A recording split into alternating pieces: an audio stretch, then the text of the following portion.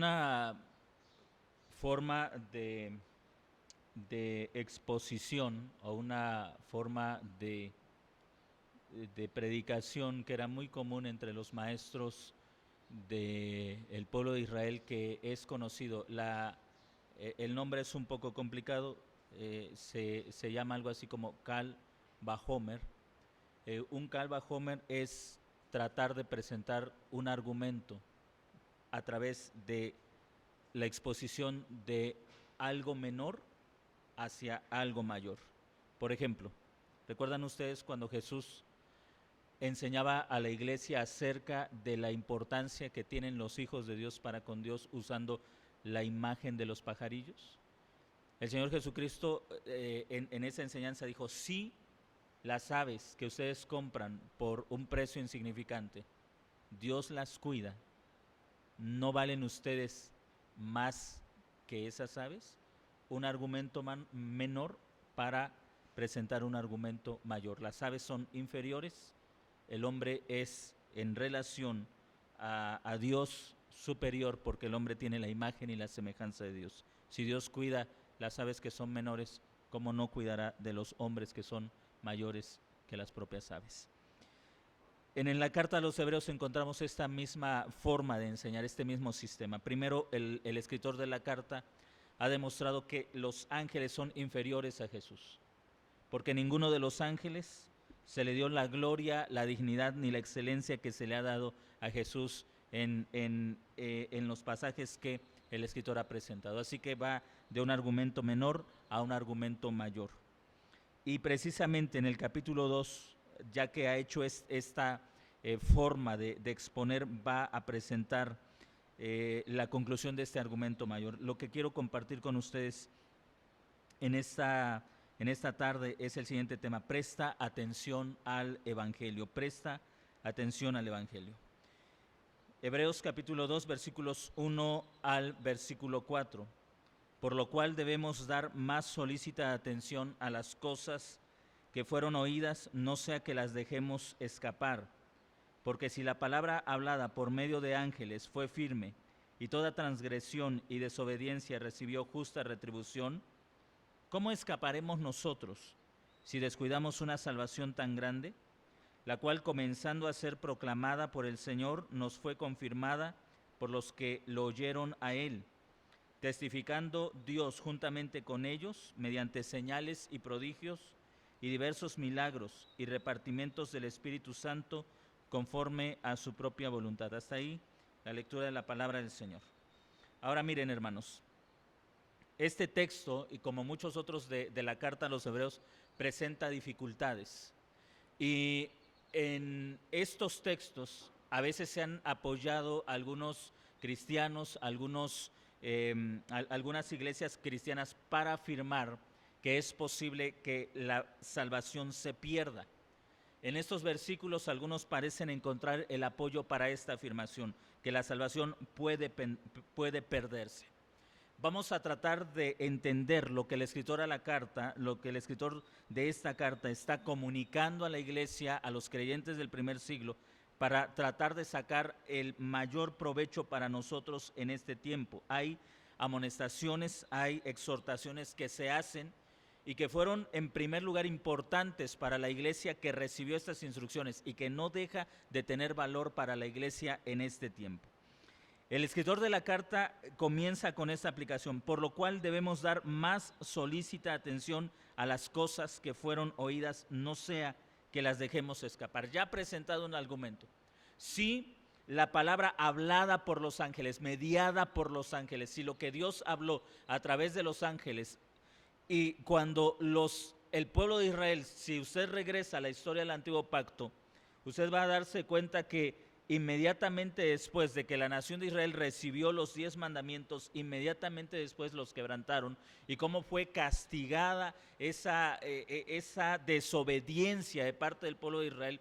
Y frecuentemente Israel desobedeció a la palabra dada por Dios a través de los ángeles, hasta que finalmente recibieron el justo castigo por su desobediencia en la total destrucción de Jerusalén en el año 70. Si la palabra que Dios habló a través o mediada por los ángeles recibió castigo, Entonces viene de lo menor a lo mayor. Cuánta más atención se debe dar a las cosas que fueron oídas, no sea que las dejemos escapar. Aquí tenemos una amonestación que a veces como cristianos le prestamos poca atención. Lo primero que nos enseña el versículo 1 y que era una enseñanza para la iglesia que se le conoce como los hebreos, es que el evangelio debe ser escuchado con atención y con disposición. ¿Cuántas veces, hermanos, nosotros pasamos por alto esta amonestación? Esta amonestación exige dos cosas. Primero, la disposición para escuchar y la disposición para entender. Disposición para escuchar y disposición para entender. Una de las razones por las que la iglesia a la que se está dirigiendo la carta a los hebreos estaba siendo arrastrada por una falsa enseñanza es porque habían fracasado en estos dos aspectos que deben caracterizar a todos los cristianos: disposición para escuchar y disposición para entender lo que se está escuchando. Si no prestamos atención, si no nos disponemos a oír con atención para entender, observe el riesgo que se corre. No sea que las dejemos escapar o escurrir. La idea que está presentando el escritor de la carta puede ser muy gráfica, puede estarse refiriendo, por ejemplo, a una persona, a un hombre, a una mujer que mete la mano donde tiene un anillo, mete la mano a una corriente de agua y de repente la corriente de agua hace que el anillo salga de la mano, deja escurrir el anillo de su mano, deja escapar el anillo de su mano y lo pierde. O probablemente la imagen sea también la de un marinero, la de un hombre que llegando al puerto donde va a embarcar, el marinero deja pasar el lugar donde tiene que anclar el barco y las olas, la corriente del mar arrastra el barco hasta que encalla, hasta que choca contra algo, encalla el barco y hay una pérdida, hay destrucción. Así que observen la amonestación que está haciendo el escritor a los hebreos. Sí, la palabra hablada en el Antiguo Pacto requería disposición para escuchar y para entender, cuanto más el evangelio que hoy nos ha sido comunicado, y más adelante lo vamos a ver con mayor detalle, nos ha sido comunicado no por ángeles, sino por Dios encarnado. Cuánta mayor disposición para escuchar y para entender. Note usted esto: el entendimiento del evangelio requiere un esfuerzo de su parte. El entendimiento, la comprensión. No sé cuántos de ustedes realmente en la semana se disponen para llegar al domingo y poder entender lo que se va a hablar de la palabra de Dios. ¿Cómo lo hacemos? Recordando la enseñanza anterior, yendo a otras partes de las Escrituras, sobre todo al Antiguo Testamento. Debe haber una disposición. Si nosotros no nos disponemos a escuchar y a entender, podemos venir y lo que usted va a escuchar simplemente se le va a resbalar o se le va a escurrir porque usted no se preparó para entender lo que se está diciendo. Hay muchas cosas, hermanos, muchas cosas que en la medida que vamos entendiendo la vida de Jesucristo, su vida, su obra, su muerte, su resurrección, nos van siendo más claras en las Escrituras. Pero si no hay esa disposición, se nos escurren.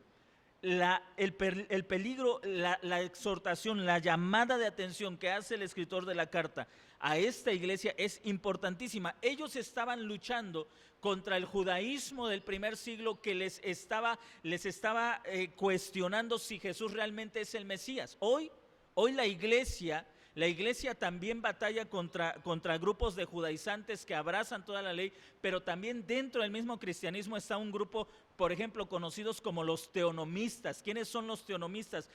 Un grupo de cristianos, incluso dentro de la iglesia reformada, de la teología reformada, un grupo de cristianos que intenta imponer nuevamente la ley tal cual aparece en el Antiguo Pacto sobre la iglesia, como si Cristo no hubiera muerto y hubiera hecho esa transición del Antiguo al Viejo Pacto. Y lo lamentable es que muchos cristianos que están identificados con la teología reformada están abrazando ese teonomismo, están dejando escurrir el evangelio en sus manos. ¿Por qué?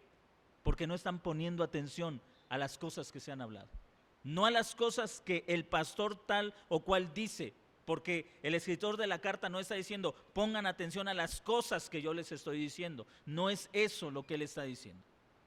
Así que la iglesia, usted, yo, corremos un riesgo, estamos en peligro de dejar escurrir las cosas o dejar escapar las cosas que se nos han enseñado con anterioridad. Todos nosotros corremos ese riesgo. Mantenga esto en mente. Más adelante trataré de aclarar de qué se trata este riesgo. ¿Qué es lo que está diciendo el escritor de la carta? ¿Cuál es ese riesgo que estamos corriendo? ¿Cuál es ese riesgo que corría la iglesia del primer siglo y cuál es ese riesgo que nosotros estamos corriendo también? Si ellos no entendían correctamente el antiguo pacto, a la luz de Jesucristo, todo lo que habían escuchado iba a irse de sus manos. En el versículo 2, una vez que tenemos la exhortación, por lo cual debemos dar más solícita atención a las cosas que fueron oídas. Y quiero recalcarlo antes de pasar al versículo 2, debemos dar más atención. Esta es una admonición, una amonestación que era válida para la iglesia del primer siglo y que sigue siendo válida para cada uno de nosotros. Tenemos que dar más atención a las cosas que se nos han enseñado. Tenemos que poner de nuestra parte. Tenemos que hacer un esfuerzo extra por aferrarnos a lo que estamos escuchando. No ser oidores olvidadizos de la palabra del Señor. No ser oidores solamente pasivos, sino estar preparados para escuchar, prepararnos, no solamente venir pasivamente como si fuéramos un vaso al que se le puede llenar de información y la información va a permanecer ahí. Si usted viene pasivamente a la congregación, yo no puedo vaciar información sobre su cabeza. Yo no puedo vaciar información, datos sobre su cabeza y usted no puede esperar que esa información que usted recibió pasivamente se mantenga en su cabeza. No puede esperarlo. Tenemos que dar más atención y note aquí porque la responsabilidad recae en la persona que está escuchando, en la persona que está escuchando. Alguien me preguntaba en esta semana, ¿por qué muchas veces no se entiende la palabra de Dios? Y le decía a esos hermanos, hay dos razones básicas por las que muchas veces no entendemos la palabra de Dios. Número uno, la falta de preparación de quien la habla. Porque muchas veces pensamos que el cristianismo es algo que no tiene mucha ciencia. O sea, el cristianismo solamente es hablar, Jesús murió y resucitó, cree en Él y vas a ser salvo. Y pensamos que en esa frase corta, en esa pequeña frase se reduce todo el cristianismo. Así que muchas veces la gente no entiende porque la persona que habla, que predica, que enseña, no conoce de lo que está hablando. Y número dos, porque la gente que escucha no tiene la disposición de escuchar, no están preparados para oír, no vienen dispuestos a escuchar. El escritor de esta carta está considerando la situación a la que se está enfrentando la iglesia. Mire, estos hermanos se enfrentaban a muchos retos que usted y yo nos tenemos que enfrentar. Usted tiene que salir a trabajar porque tiene que llevar alimento a su casa. Ellos estaban bajo persecución y el problema del alimento también era una necesidad para ellos. Usted dice, tiene que cuidarse por la pandemia. Ellos sufrían persecución y también su vida estaba en peligro, quizá más que en la que nosotros nos encontramos hoy.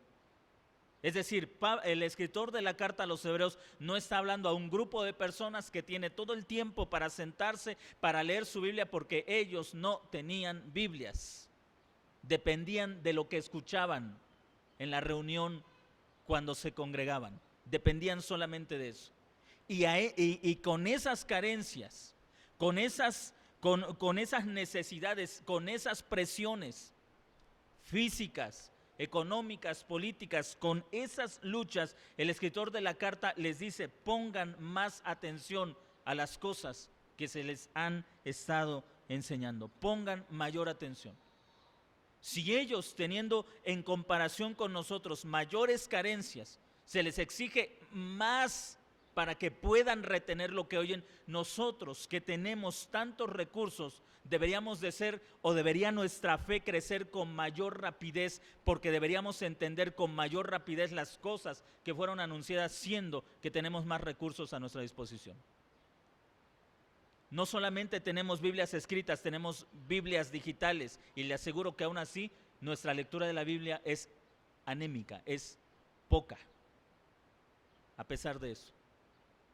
Porque le aseguro que si usted se encuentra en un embotellamiento, si usted se encuentra parado, detenido en algún lugar, es más fácil abrir el Face y ver lo que están subiendo que abrir su Biblia y leer ahí. Que también puede usted tener una Biblia en el celular. Es más fácil distraerse que educarse en su fe. Y su vida está corriendo peligro. Observe usted la amonestación, porque en la medida que usted descuide las cosas que está oyendo, su vida está corriendo peligro. Su vida está corriendo peligro. Más adelante le voy a explicar a qué se refiere el escritor de la carta. Pero la vida de las personas, de los cristianos que no atienden, que no prestan atención a la enseñanza, su vida está corriendo peligro. Porque si la palabra hablada por medio de los ángeles fue firme, y toda transgresión y desobediencia recibió justa retribución, ahora tendríamos, hermanos, que ir al Antiguo Testamento para que hagamos solamente un recorrido de cómo Dios castigó la desobediencia de la nación de Israel. El ejercicio del trabajo de los profetas era recordarles a la nación de Israel los juicios que vendrían sobre ellos si no prestaban atención a lo que la ley decía. Algunos comentaristas sugieren que 9 de los 10 mandamientos eran castigados, ¿sabe cómo? Con la muerte. 9 de los 10 mandamientos eran castigados con la muerte. Así que, por ejemplo, ¿qué se hacía con el hijo que pasaba por alto un mandamiento como honra a tu padre y a tu madre? Sacarlo y apedrearlo. ¿Qué se hacía con un hombre que no guardaba el Shabbat? Apedrearlo. ¿Qué se tenía que hacer con el que cometía adulterio? Apedrearlo. ¿Qué se tenía que hacer con el que invocaba a otros dioses o promovía la adoración a otros dioses falsos en medio del pueblo de Israel? Apedrearlo. Así que muchos mandamientos eran castigados con la pena de la muerte, con la lapidación de aquellos que quebrantaban los mandamientos. Y la exhortación del escritor de la carta es esta: sí, esta palabra, si estos 10 mandamientos que fueron mediados, que fueron dados por ángeles, recibieron justa retribución cuando no fueron acatados, observe la pregunta que tenemos en el versículo 3. ¿Cómo? Es una pregunta retórica, es decir, no está buscando respuesta, porque la respuesta está ya en el argumento del versículo 2. ¿Cómo escaparemos nosotros si descuidamos una salvación tan grande? Ahora, en el contexto del versículo 1, descuidar una salvación tan grande es, observe usted esto, no prestar atención a las cosas que se nos han enseñado. ¿Qué significa descuidar nuestra salvación? No prestar atención a las cosas que se nos han enseñado. Eso significa descuidar la salvación. No prestar atención a las cosas que se nos han enseñado, a lo que dice la Escritura. Eso es descuidar nuestra salvación, descuidar la salvación, a veces, sobre todo en un cristianismo que es muy moralista, que es demasiado moralista. Para muchos cristianos descuidar la salvación es que si ya te fuiste a tomar, que si ya fumaste, que si te fuiste a un baile, que para muchos cristianos eso es descuidar la salvación. Desde luego estos son pecados, pero hermanos, el escritor de la carta está hablando de la realidad. Llegamos a esos puntos en nuestra vida porque hemos antes descuidado aspectos que son esenciales en nuestra salvación.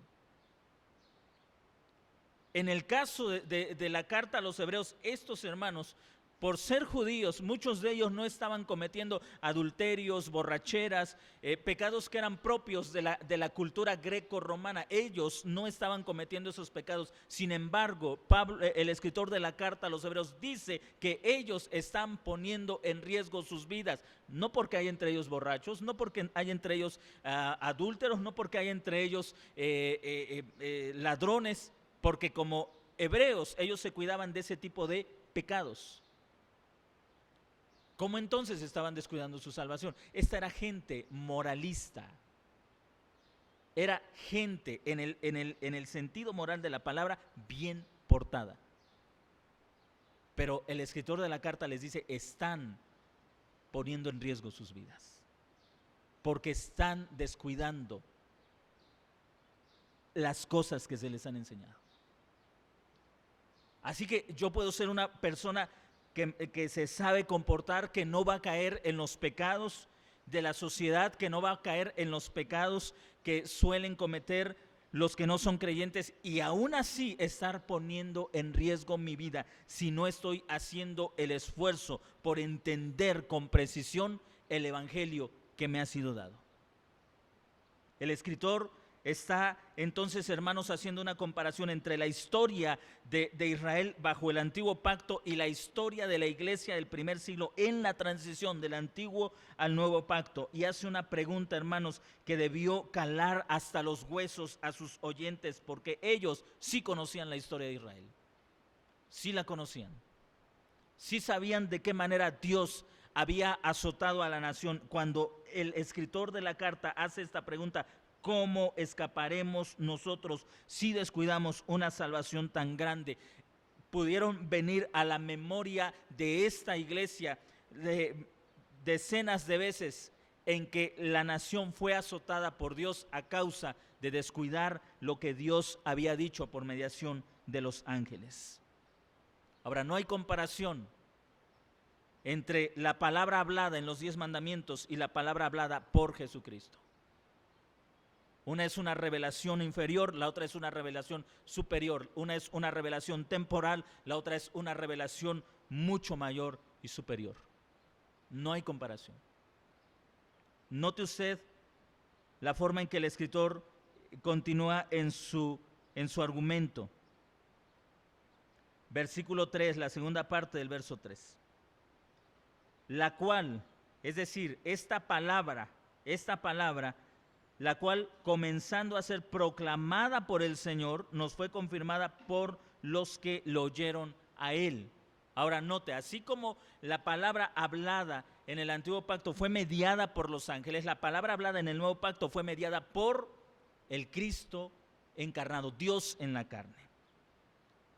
Si la palabra hablada en el antiguo pacto, los 10 mandamientos, mediados por los ángeles, fue una revelación menor porque anticipaba una mayor revelación, si esa palabra que fue menor en cuanto a gloria recibió castigo para quienes no oyeron con atención, esta palabra que es mayor en cuanto a gloria, porque es la revelación del verbo hecho carne, es la palabra encarnada, ¿cuánto mayor condenación recibirán los que no ponen atención? Ahora, quiero detenerme aquí. ¿Está diciendo el escritor que es posible que la salvación se pierda? No. No es ese su argumento. No está diciendo eso. Pero lo primero que quiero mostrar es que el Evangelio exige la mayor disposición de parte de los que creemos en él de entender lo que se nos está enseñando. Si Hoy, a lo largo de esta pandemia, escuchamos iglesias que hablaban de la marca de la bestia, del arrebatamiento, del rapto y de todo eso. ¿Sabe por qué ha sucedido todo eso? Porque ha habido una iglesia que no ha sabido escuchar con atención el evangelio, el evangelio. No lo ha sabido escuchar con atención. Por eso es que escuchamos a tantos maestros, pastores hablar de que ya se va a acabar el mundo, de que la marca de la bestia va a surgir, que el anticristo ya se está preparando, que Israel ya va a construir el tercer templo, que esto, que el otro, porque no han puesto atención a las cosas que se han enseñado. Es decir, el evangelio se les escurrió de las manos a muchas iglesias que son, curiosamente, evangélicas. Mire qué contradicción. El evangelio se le ha escurrido de las manos a muchas iglesias que son evangélicas. Y tenemos una presentación distorsionada de lo que es la verdad del evangelio. Y hay una amonestación. ¿Cómo escaparemos nosotros si descuidamos una salvación tan grande? Ahora, antes de ver las implicaciones negativas de esta pregunta, quiero que usted note la afirmación que hace el escritor de la carta. Primero, esta salvación tan grande comenzó a ser proclamada por el mismo Dios a través de Jesucristo, no a través de los ángeles. Y regreso a ese contraste. Sí, cuando los ángeles hablaron, fue castigado el pueblo que no escuchó. Ahora que Dios ha hablado, como dice Hebreos capítulo 1, versículo 2, en estos postreros días, y recuerde, los últimos días eran los últimos días en los que ellos vivían y no los últimos días en los que nosotros vivimos. En estos postreros días nos ha hablado a nosotros por el Hijo, a quien constituyó heredero de todas las cosas y por el cual hizo el mundo o los tiempos, las épocas, el universo. Una incorrecta traducción que encontramos ahí. No es universo, sino más bien edades o tiempos o épocas. Esta palabra ha sido proclamada primero por Dios y mediada por Dios en la carne. Luego nos fue confirmada por los que lo oyeron a Él. Aquí está la esencia de la predicación del Evangelio. ¿Qué es la predicación del Evangelio? La predicación del Evangelio es, hermanos, arraigar nuestro mensaje en lo que ha sido hablado, determinado por Dios, anunciado por Jesucristo y confirmado por aquellos que estuvieron cerca de Él. El escritor de la carta se está refiriendo a los apóstoles. ¿Recuerda usted primera carta de Juan capítulo 1, versículos 1 al 3? Lo que hemos oído y visto, lo que palpamos con nuestras manos respecto al verbo de vida, eso les anunciamos. ¿Qué es la proclamación del Evangelio? La proclamación del Evangelio no es, hermanos, cuídense, arrepiéntanse porque ya hay rumores de que el anticristo está surgiendo en Rusia. Eso no es proclamación del Evangelio. Hermanos, esfuércense porque en cualquier momento nos vamos, porque ya se oye que en Israel se puede construir el tercer templo porque ya están los materiales para su construcción. Eso no es la predicación del Evangelio. No es predicación del Evangelio. La predicación del Evangelio se centra única y exclusivamente en Jesucristo, quien es la revelación total, completa de la divinidad. Es Dios en la carne. Jesús es Dios en la carne. El escritor de la carta está diciendo, el Padre comenzó a hablar de esta salvación tan grande, nos la reveló en Jesucristo y fue confirmada por aquellos que lo oyeron, que lo palparon, que lo vieron. Nos ha sido confirmada. Entonces la predicación del Evangelio es el mensaje de un evento histórico. Dios en un punto de la historia de la humanidad se hizo carne con un propósito específico. Yo no sé si usted puso atención a la última alabanza que cantamos. Hermanos, ahí está el Evangelio. Ahí está el Evangelio. Una de las estrofas del Evangelio de esta alabanza decía que las generaciones esperanza encontrarán a causa de la tumba vacía. Ahí está el Evangelio. Una tierra que generación tras generación, las generaciones que vendrán después de nosotros, seguirán encontrando la misma esperanza. Porque hay una historia que tiene que ser proclamada. Dios se hizo carne en un momento de la historia de la humanidad. Venció a la muerte y resucitó para abrir las puertas de la condenación. Como si no me equivoco, Thomas Wright escribiría en uno de sus libros, el gran evento de la redención es, y lo voy a parafrasear, no recuerdo exactamente las palabras, pero él escribe algo así: el gran evento de la redención es Dios abriendo las puertas que nunca más volverán a ser cerradas para que los hombres sean libres por medio de la fe en Jesucristo. Hoy los hombres pueden encontrar verdadera salvación a través de la fe en Jesucristo. Esas puertas nunca más pueden ser cerradas de nuevo. Por eso es que esta salvación es muy en contraste con el antiguo pacto. Es una salvación increíblemente grande, superior. Y se nos dice que es Dios hablándola a través de un mediador, Cristo, Dios hablándola a través de testigos, los apóstoles, Dios hablando y testificando, versículo 4, juntamente con ellos, mediante señales, prodigios y diversos milagros y repartimientos del Espíritu Santo conforme a su voluntad. Dios testificando que como esta salvación no puede existir otra, ni en la historia pasada ni en la historia futura, porque esta es la salvación por la cual esperaron los hombres de fe bajo el antiguo pacto. Esta salvación que hoy usted y yo somos llamados a vivir y a disfrutar. Mire lo que dice la Escritura, Mateo capítulo 11, versículo 1 al 6. Juan 5, 36, Juan 10, 25, Hechos 2, 22.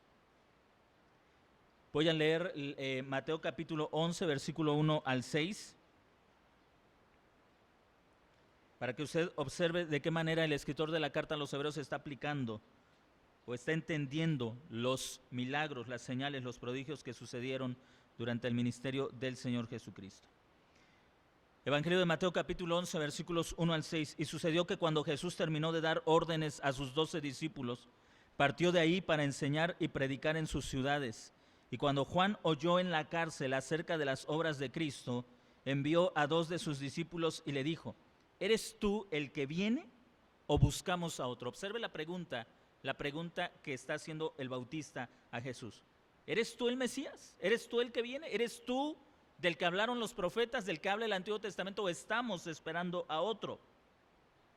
Observe la respuesta de Jesús. Jesús respondiendo le dijo: id y decidle a Juan lo que oyes y lo que ves. Lo que oyen y lo que ven. Los ciegos ven, los cojos andan, los leprosos quedan limpios, los sordos oyen, los muertos resucitan, y a los pobres se les predica el evangelio. Bienaventurado el que no se ofende a causa de mí. En otras palabras, lo que Jesús está diciendo, hay señales que están diciendo que yo soy el que tenía que venir. Si Jesús no es el Mesías, entonces, hermanos, nosotros tenemos que esperar que esto que dice en el libro del profeta Isaías, que es la cita que está haciendo Jesús, tenga que cumplirse en este tiempo. Entre paréntesis, las iglesias carismáticas que tanto énfasis hacen en la sanidad no entienden el impacto teológico de sus declaraciones. Están diciendo que Jesús no ha venido, o están diciendo, en el peor de los casos, en el mejor de los casos, que Jesús no ha venido. En el peor de los casos están diciendo que ese predicador que hace señales, prodigios y milagros es el Cristo encarnado. No se dan cuenta de lo absurdo de su búsqueda de milagro. No se dan cuenta de lo absurdo de su petición de milagros. Hermanos, hay algo que tenemos que entender. Los milagros, los prodigios, las señales que Jesús realizó nunca tuvieron la intención de quitar el dolor, sino de señalar quién era Él. Si los milagros que Jesús hizo hubieran tenido la intención de quitar el dolor, le aseguro que todos en Israel habrían sido sanos, pero nunca los milagros que Jesús efectuó tuvieron la intención de quitar el sufrimiento o de quitar el dolor, sino de demostrar qué clase, qué tipo de persona, quién era Él. Por eso es que el creyente en este tiempo puede aceptar libremente la enfermedad. Yo, si enfermo, desde luego oro por mi salud, pero no está en juego quién es Jesús. ¿Sí me está entendiendo? Sane yo o no sane yo, Él sigue siendo el Cristo encarnado y glorificado, porque los milagros históricos para mí son la prueba definitiva de quién es Él. No necesita sanarme a mí para que yo crea que Él es el Cristo encarnado. No necesita hacerlo, no necesita sanarlo a usted para que yo crea que Él es el Cristo encarnado. Los milagros históricos que Él realizó son la evidencia suficiente del tipo de persona que Él es. Observe lo que dice la Escritura en Juan 5:36. Pero yo tengo mayor testimonio que el de Juan. ¿Cuál es el testimonio de Jesús? Bien, ¿qué dice Mateo capítulo 11? Lo que leímos. Los sordos oyen, los cojos andan, los ciegos ven, los muertos se levantan.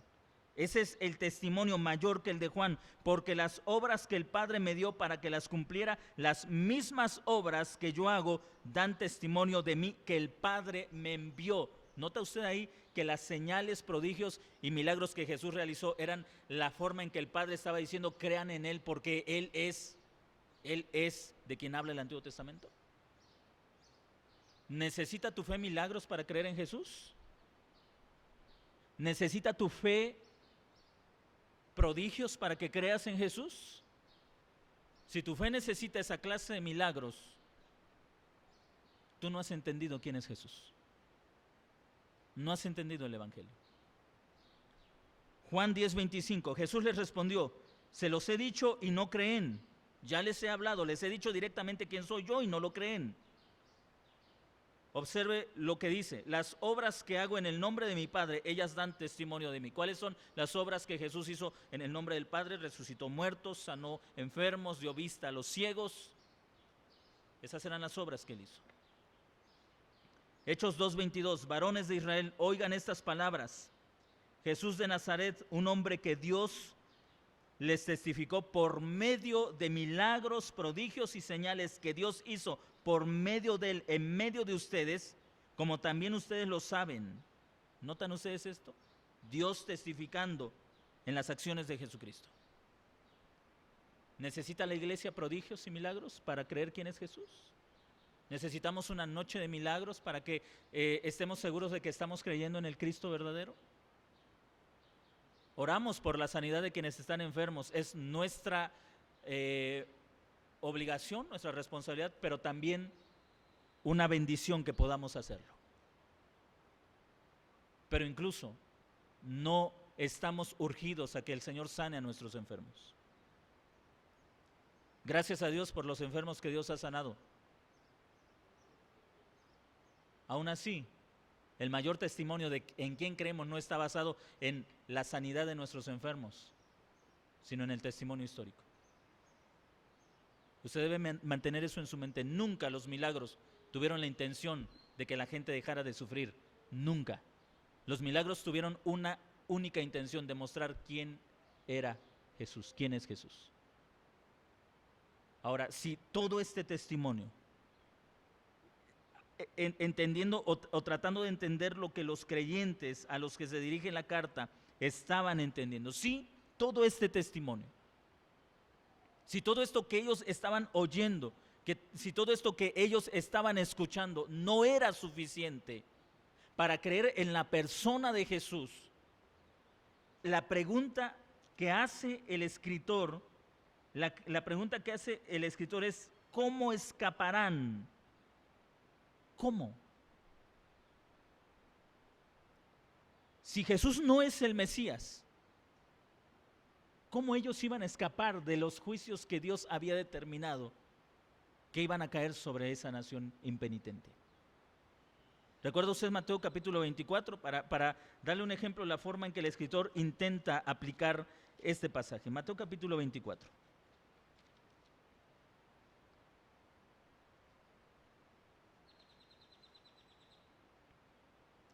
En el versículo, voy a hacer algunas lecturas y quiero comenzar en el versículo 8, Mateo capítulo 24, versículo 8. Todas estas cosas serán principio de los dolores de parto. Los entregarán a tribulación, los matarán y serán aborrecidos por todas las naciones a causa de mi nombre. Y muchos tropezarán entonces y se entregarán unos a otros y unos a otros se aborrecerán. ¿Quiénes iban a tropezar y quiénes iban a entregar a los hermanos? Quienes no pusieron atención a las cosas que habían escuchado. Mas el que persevere hasta el fin, es decir, hasta el fin de todos esos sufrimientos, será salvo.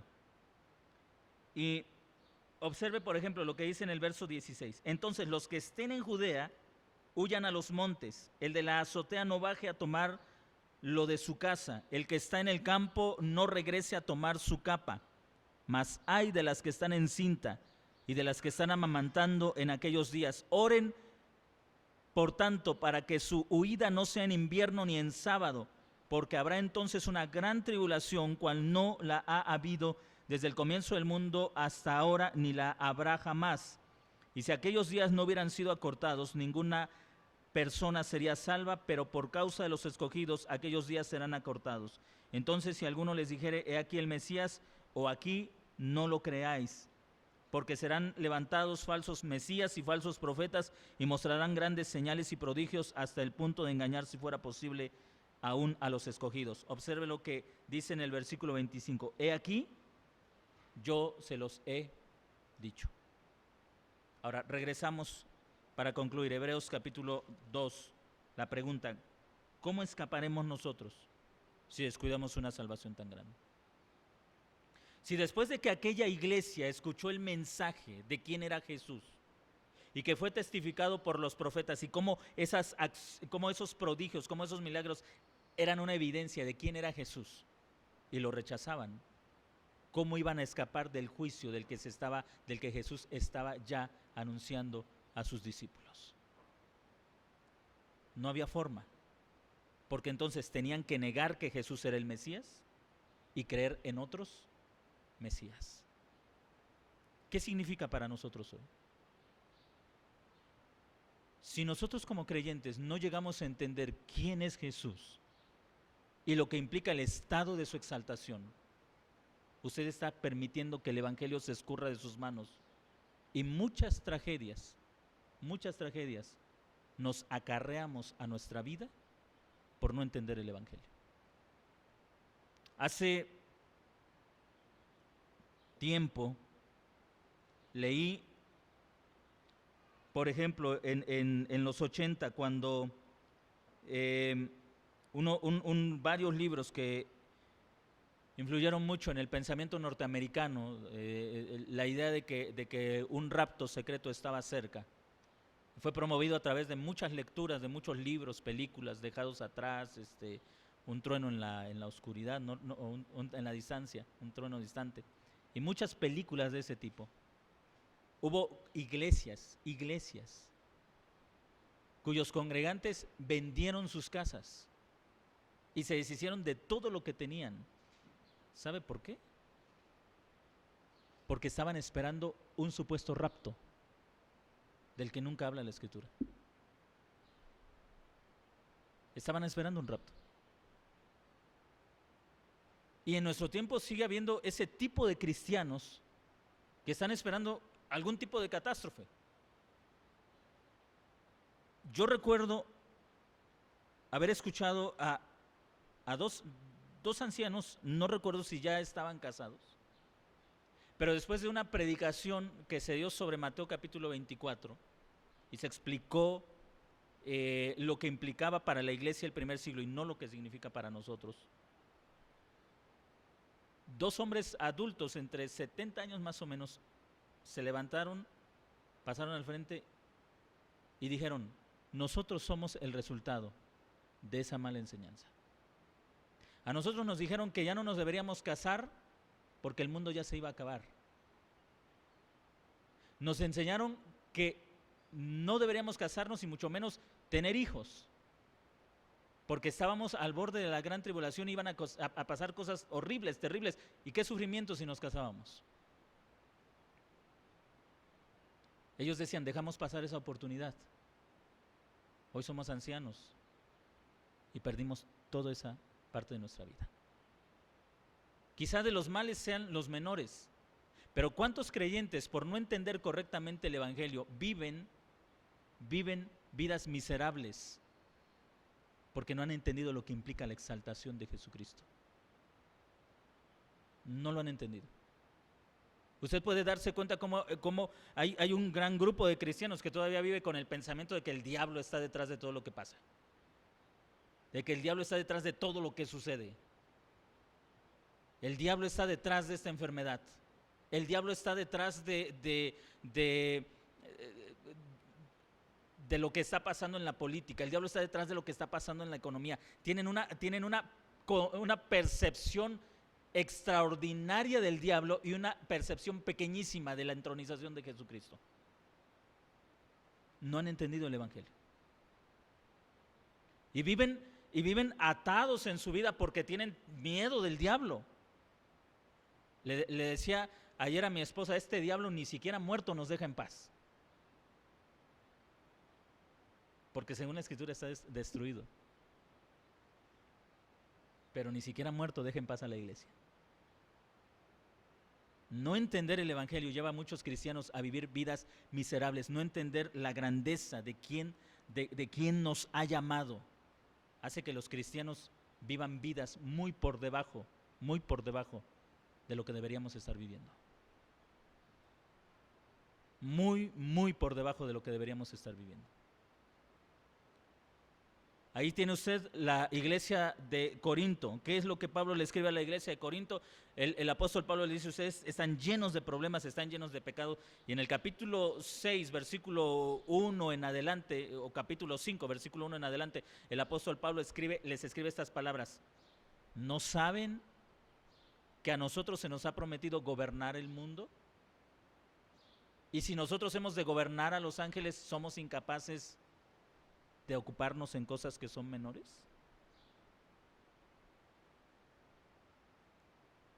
Usted puede preguntarse, ¿nosotros gobernamos al mundo? Hermano, despierte, por favor. Quien tiene el poder son los políticos, quien tiene la riqueza son otras personas. ¿Nosotros qué vamos a estar gobernando al mundo? ¿No recuerdan lo que Jesús enseñó? Que el gobierno es a través del servicio y no a través del gobierno déspota que gobernamos sirviendo. Pero no entendemos, porque no hemos llegado a entender quién es Jesús. Vivimos muy por debajo. Si dejamos escapar este evangelio, usted no pierde su salvación, pero usted pierde la riqueza que Dios le ha entregado en esta vida. Y no solamente pierde esa riqueza, vive en una vida de miseria. Y no me estoy refiriendo, porque siempre limitamos los términos riqueza y miseria a economía, a dinero. No estoy hablando de eso. No estoy hablando de eso. Simplemente usted deja de lado toda la riqueza que Dios le ha dado a través de Jesucristo. Hagamos el mayor esfuerzo por entender este evangelio que nos ha sido dado por medio de los apóstoles, que nos ha sido dado por medio del Cristo hecho carne, hablado directamente por Dios, para darnos a entender las riquezas de su gracia en esta generación y en las que están